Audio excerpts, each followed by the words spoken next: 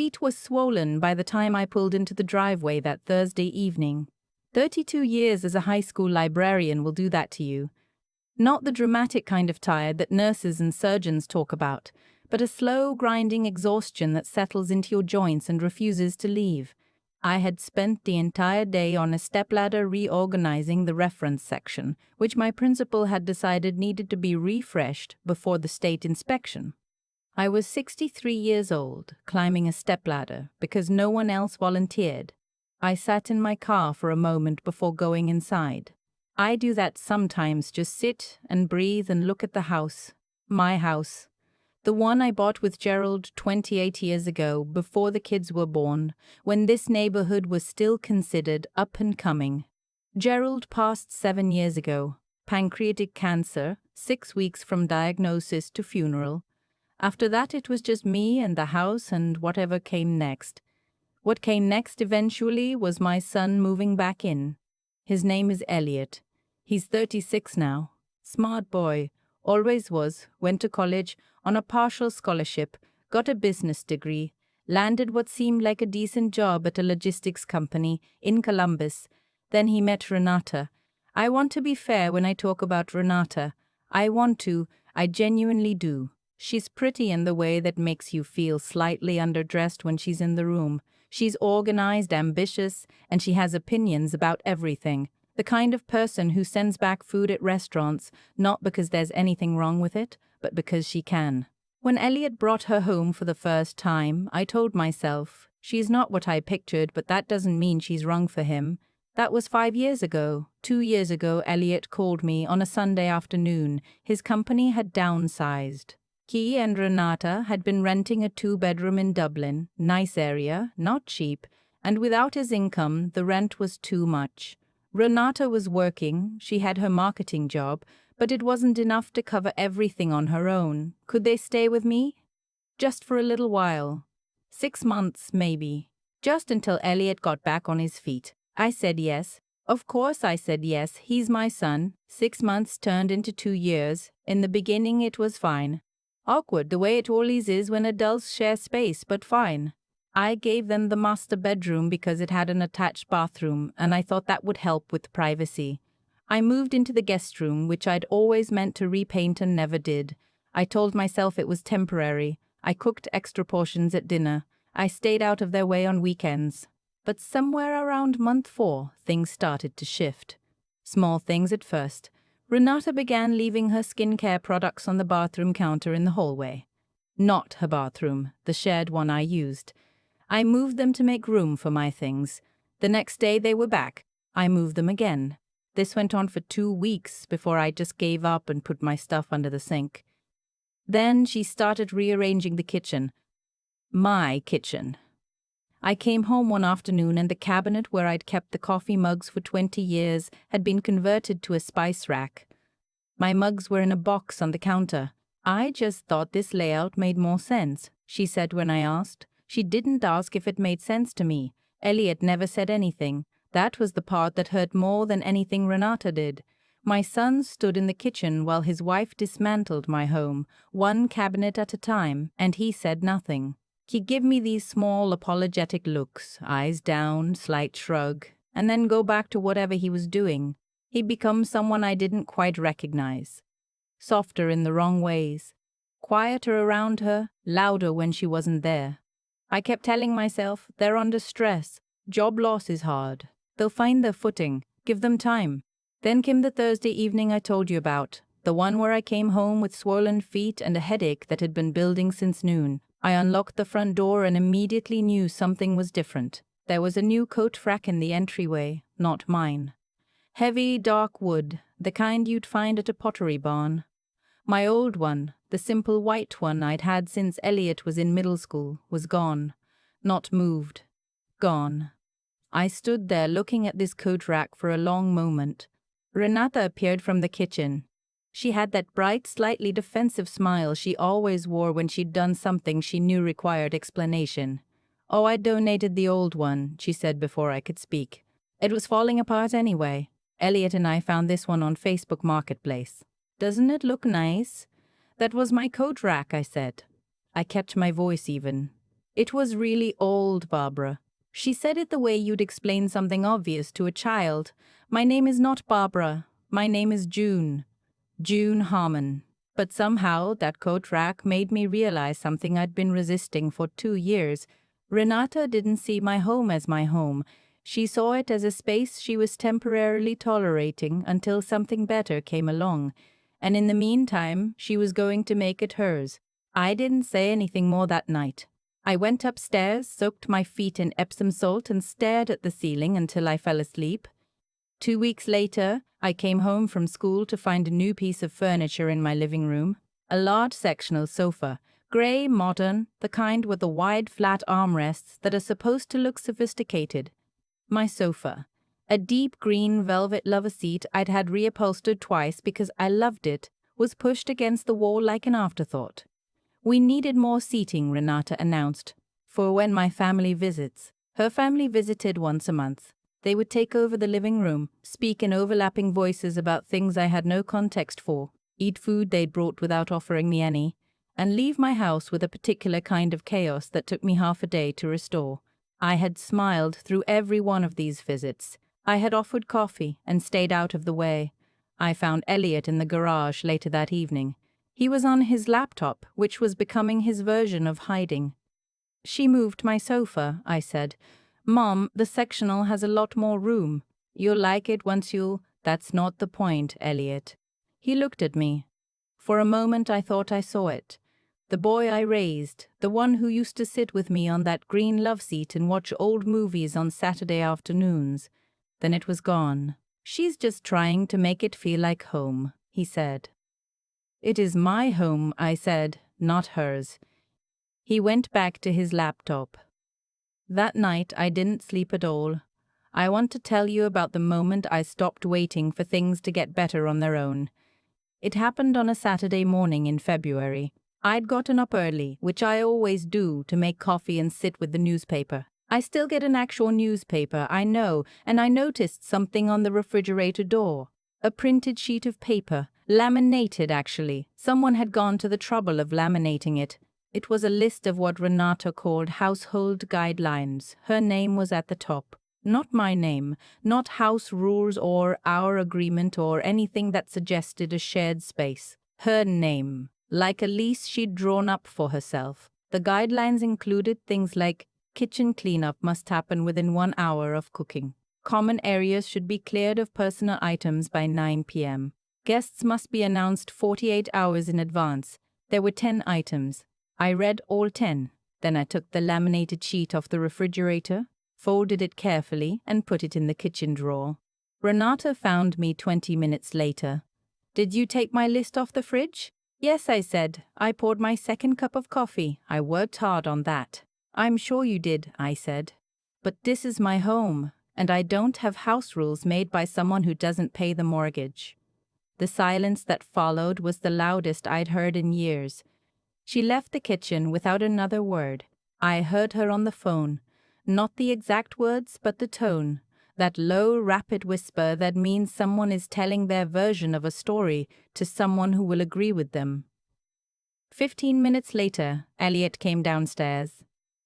Mom, that was really hurtful to her. I looked at my son. I thought about 36 years. I thought about the Saturday mornings, the homework, the college application essays I proofread 4 times, the way I drove 4 hours to Columbus when he called me crying after his first real heartbreak. I thought about the master bedroom I'd given up, the mugs in the box, the coat rack, the sofa, the laminated list. I think, I said very quietly, that you should think carefully about who has been hurtful in this house and to whom. He didn't have an answer for that. He went back upstairs. I started making calls that Monday. My neighbor Constance has a daughter who's a family law attorney in Worthington. I met her twice at Constance's Christmas parties. Sharp, practical woman named Ingrid, maybe 45. I called Constance, explained in general terms what was happening, and Constance gave me Ingrid's number without hesitation. Ingrid told me what I needed to know. Because I owned the home outright, Gerald and I had paid off the mortgage 8 years before he died. And because my son and his wife were not on any lease or formal housing agreement, they had what's called licensee status in Ohio. That meant I could ask them to leave. I would need to give them a written notice and a reasonable amount of time. Ingrid said 30 days was standard and defensible. I thanked her. I sat with that information for about 2 weeks. I didn't want to do it. I want to be honest about that. This was my son. This was the child I raised alone after Gerald got sick. The one I'd poured every good thing I had into. The idea of handing him a piece of paper that said leave made me physically sick. I went to see my doctor that week because I thought I might be developing an ulcer. She said it was stress. She asked what was going on at home. I told her. She listened without interrupting. When I finished, she said, "June, sometimes the most loving thing you can do for your children is stop making it easy for them to disappoint you." I drove home thinking about that for 40 minutes. The thing that decided it finally wasn't Renata, it was Elliot. It was a Sunday evening. I was in the guest room, my room, grading the reading logs my 7th graders had turned in, because I sometimes brought work home. I could hear them in the kitchen below. I wasn't trying to listen. Their voices carried. Renata was saying something about the house, about the neighborhood. Property values had gone up in this area significantly in the last 3 years. My house, which we'd bought for $142,000, was now worth somewhere around $380,000, according to Zillow, which I know because I'd looked it up myself out of idle curiosity. Renata was explaining this to Elliot in the tone she used when she was laying out a business case. If I were to sell and move somewhere smaller, she mentioned senior communities. She said it casually, but she said it. They could help manage the transition. And with her organizational skills and Elliot's understanding of logistics, they could help coordinate the sale. I heard my son say, "We'd have to approach it carefully." I put down my pen. Not, "That's Mom's house, that's her decision." Not, "We're not going to do that. We'd have to approach it carefully." I sat on the edge of my bed for a long time. Then I called Ingrid. I asked her to draft the notice. I also called my brother Warren, who lives in Knoxville and is the only person in my life who tells me the truth without softening it. I told him everything. He was quiet for a moment, and then he said, "Junie, you've been waiting for Elliot to remember who raised him. He's not going to remember while it's still comfortable not to." Warren was right. He's always been insufferably right about things like this. I gave them the notice on a Thursday evening. Ironic, since it was a Thursday when everything had started to accumulate for me. I put the printed letter on the kitchen table with 2 copies, one for each of them, and I sat down across from them and waited. Renata read it first. Her face did something I'd never seen it do before. It went very still. Elliot read his copy more slowly. When he looked up at me, his eyes were red at the edges. "Mom," he said, "you're serious?" "Yes." "Where are we supposed to go?" "I've spoken to a realtor," I said. That was true. I'd called a friend of Constance's who worked in residential real estate, just to understand my options. This house is worth significantly more than it was when you were growing up. I am not selling it. But I am suggesting that you look at what an FHA loan would require. With Renata's income and yours, once you find something— "I don't have income," Elliot said. "You've been out of work for 2 years," I said. "I love you more than you will ever understand. And because I love you, I am not going to let 2 more years go by." Renata was staring at me. "This is unbelievable. You put a laminated list of rules on my refrigerator," I said. I kept my voice completely level. "In my house that I own. And you moved my furniture, and you gave away my coat rack, and I heard you discussing how to manage my transition to a senior community. So I want you to think carefully, Renata, about what is and isn't unbelievable in this situation." She stood up. She walked out of the kitchen. I could hear her upstairs. Elliot and I sat across from each other. The kitchen was very quiet. The refrigerator hummed. Outside, a neighbor's dog was barking at something. "I didn't know she was going to do most of those things," he said finally. "The coat rack and the sofa. You watched it happen," I said. "Every time." He didn't argue. "I miss your dad," he said after a long moment. It came out small, like something he hadn't meant to say. "Me too," I said. every single day. We sat there for a while in the quiet. They stayed the 30 days. It was uncomfortable in the way that things are uncomfortable when the pretending is over. Nobody performing, everyone just existing in the same space with the truth lying on the table between them. Renata barely spoke to me. Elliot spoke more than he had in months, which I noticed. Small things. Could he have some of the leftover soup? Had I seen his phone charger? Was the guest bathroom light always that dim? Normal things. On their last evening, I made dinner. Roast chicken, the way Gerald used to like it, with the rosemary and the lemon wedges under the skin. It's not a fast meal. I made it anyway. Renata didn't come down. Elliot ate 2 plates. I'm sorry, he said at some point between the first and second helping. He didn't specify what for, and I didn't ask him to. I know, I said. They found a 2-bedroom apartment in Westerville. The rent was more than they were comfortable with, which I knew because Elliot told me on the phone a week after they moved out. He was not complaining exactly, more like reporting. He'd had 2 job interviews, he said. One of them had gone well. Good, I said. The chicken was really good, Mum. That last night. There's a recipe, I said. I'll text it to you. I slept 8 hours that night. The house was quiet in the way it used to be. Not empty quiet, but mine quiet. My coffee mug was on the counter where I left it. The living room had my green love seat back in its corner.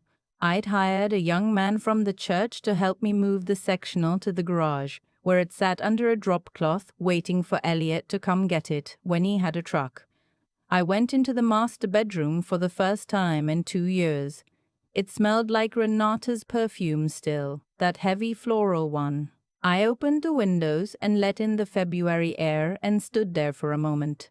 I thought about what my doctor had said, that the most loving thing you can do is stop making it easy for people to disappoint you. I thought about Elliot saying we'd have to approach it carefully. I thought about the laminated list, and then I thought about him saying the chicken was good.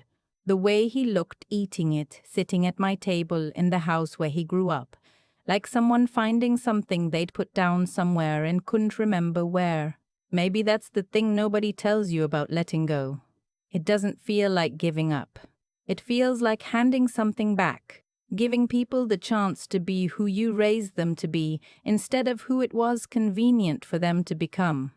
I moved back into my room that weekend, put my things back exactly where they belonged, hung Gerald's photo back on the wall, the one Renata had taken down to put up a wall-mounted charging station, plugged it in my lamp, made my bed with the quilt my mother sewed. Elliot calls every Sunday now. Sometimes Renata gets on the phone briefly. Brief is fine with me. Last month he found a job, operations coordinator at a distribution company in Ghana. He sent me a text the day of the offer, just got it. 2 words. I sat in my car in the school parking lot and cried for 10 minutes. Then I drove home, made coffee, sat with the newspaper, my house, my coffee, my quiet. 32 years of putting other people's needs first will teach you eventually that you are not a waiting room. You're not somewhere people sit until something better opens up. You are the destination. And the people who love you, truly love you, will find their way back to understanding that. Elliot did. I'm still waiting to see about Renata, but I've learned to let some things take the time they take. I've thought a lot about what happened in my house over those 2 years. Not obsessively, I'm past that, but the kind of quiet thinking you do when something has settled enough that you can look at it clearly. Here's what I've come to understand. Nothing that happened was sudden. Not Renata's behavior, not Elliot's silence, and not my own patience running out. Everything was the result of something else. I let small things pass without comment, and small things became medium things, and medium things became a laminated list of rules on my refrigerator in my own kitchen. That's not Renata's fault entirely. I taught people how to treat me by what I was willing to absorb. That's a hard thing to admit at 63. You'd think by now I'd have figured that out. But I think a lot of us, especially those of us who spend decades caring for others, raising children, building homes, holding families together, we confuse endurance with virtue. We tell ourselves that putting up with things is the same as being good. It isn't. Endurance without wisdom is just slow damage. The morning I found that laminated list, something in me made a decision before my mind caught up to it. I took it off the refrigerator, not because I was angry, though I was, but because something in me finally understood that tolerating it would have been a lie to myself, and in a strange way, a lie to Elliot too. Because every time I said nothing, I was telling my son that this was acceptable, that his mother was someone who could be quietly displaced from her own life. I wasn't doing him any favors. I was just making it easier for him to become someone I didn't recognize. The hardest part of what I did wasn't handing them the notice. It was accepting that love doesn't mean unlimited accommodation. I love Elliot the way you love someone you watched come into the world, completely, without conditions. But love without limits isn't kindness. It's a kind of cowardice dressed up to look like generosity. Elliot is working now. He calls on Sundays. He sounds more like himself than he has in years. A little tired, a little stretched, but present in a way he wasn't when everything was easy. That's not a coincidence. People find themselves when the comfort that was covering them up gets removed. I didn't kick my son out. I handed him back to himself. What I want anyone watching this to take from my story is something simple. Your home is not a waiting room. Your patience is not a blank check. And the people in your life, however much you love them, will rise or fall to the level of what you allow. That's not cruelty. That's just how people work. I got my room back. I got my sofa back. I got Gerald's photo back on the wall where it belongs. And I got my son back too, the real one, not the version of him that had learned it was fine to let his wife put her name on everything his mother owned. That was the surprise, not the notice, not the 30 days. The surprise was that on the other side of the hardest thing I've ever done to someone I love, we're both still standing. Doing better, actually. Some things only get better after they get honest.